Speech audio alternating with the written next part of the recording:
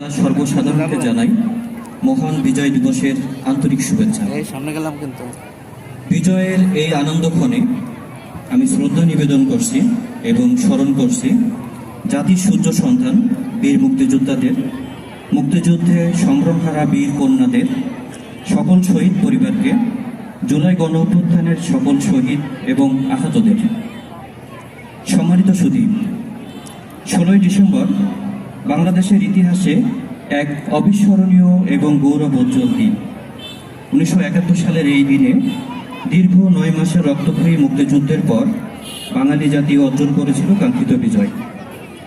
এই দিনে পাকিস্তানি হানাদার বাহিনী আমাদের বীর মুক্তিযোদ্ধাদের কাছে নিঃশর্ত আত্মসমর্পণ করে, আর পৃথিবীর মানচিত্রের জন্ম নেয় স্বাধীন এবং সার্বভৌম বাংলাদেশ। লক্ষ প্রাণের বিনিময়ে অসংখ্য ত্যাগ ও অশ্রু ঝরিয়ে আমরা পেয়েছি একটি স্বাধীন দেশ, একটি স্বাধীন পতাকা এবং একটি স্বতন্ত্র পরিচয়।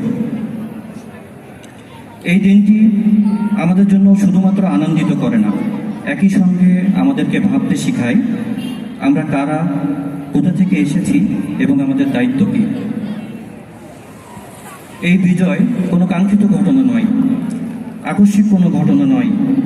এর পেছনে রয়েছে দীর্ঘ শোষণ বঞ্চনার ইতিহাস, ভাষা আন্দোলনের রক্তঝরা পথ, 69-এর গণ অভ্যুত্থান, সর্বোপরি 1971 সালের মহান মুক্তিযুদ্ধ।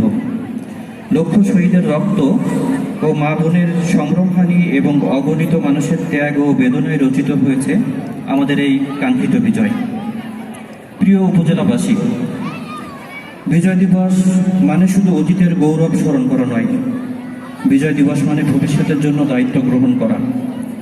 দেশপ্রেমের চেতনাকে যদি আমরা বাস্তব জীবনে প্রয়োগ না করতে পারি, তাহলে বিজয়ের অর্থ হারিয়ে যাবে। সুশাসন